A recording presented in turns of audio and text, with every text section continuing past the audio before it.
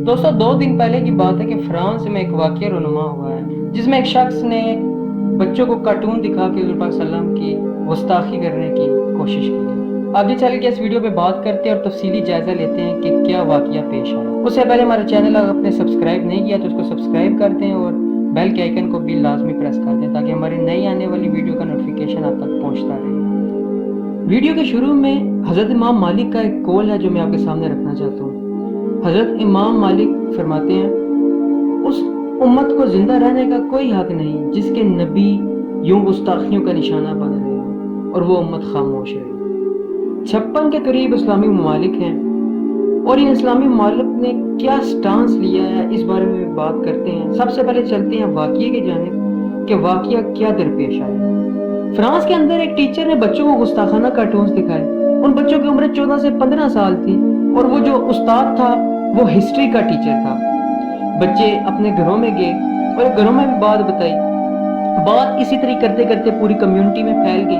वहाँ पे सारी बात है मुस्लिम्स भी मौजूद थे, मुस्लिम्स तक ये बात पहुंची। वहाँ पर रूस से ताल्लुक रखने वाला एक शख्स जो कि मुसलमान था और तकरीबन 12 साल से वहाँ के आम पजीर था, उसने उस क्लास में से 2 बच्चों को ढूंढा जिनके सामने ये वाक़या पेश हुआ था और उससे पूछा कि तुम्हें किस उस्ताद ने कार्टून दिखाए थे।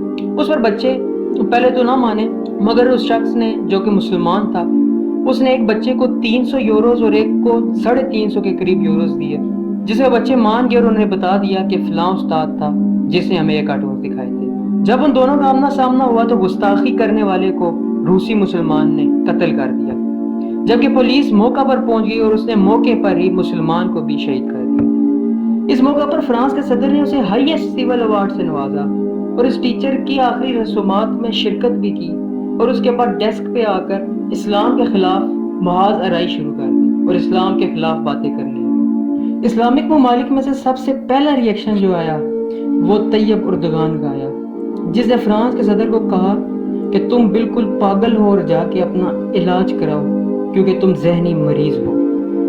जिस पर फ्रांस के सदर मैक्रन ने तुर्की से अपने सफीर को वापस बुला लिया, जबकि होना तो ये चाहिए था कि मुसलमान तमाम मुल्क इकट्ठे हो जाते और अपने अपने सफीरों को वापस बुला लेते फ्रांस से और अपने अपने मुल्कों से फ्रांस के सफीरों को वापस भेज देते ताकि एक सख्त एहतजाज रिकॉर्ड कराया जा सकता। इमरान खान और तैयब उर्दगान के बाद जो बड़ा बयान सामने आया है वो अफगान तालिबान का आया है।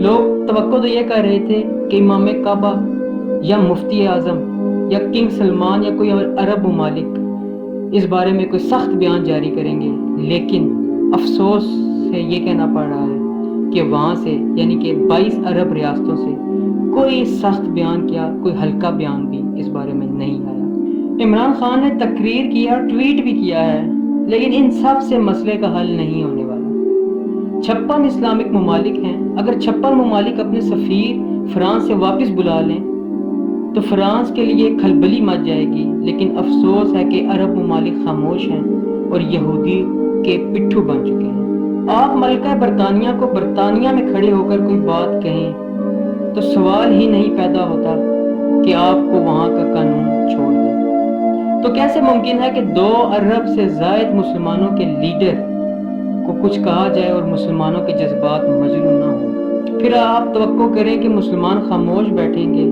इन यूरोपियन कंट्रीज को पता है कि मुसलमान सब कुछ बर्दाश्त कर सकते हैं, लेकिन हज़रत मोहम्मद सल्लल्लाहु अलैहि वसल्लम की गुस्ताखी नहीं बर्दाश्त करेंगे। आप हमारे नबी की गुस्ताखी करें और फिर कहेंगे ये फ्रीडम ऑफ स्पीच है, तो ये कौन सा फ्रीडम ऑफ स्पीच है जिसमें 2 अरब लोगों के जज्बात को मजरू कर दिया जाए।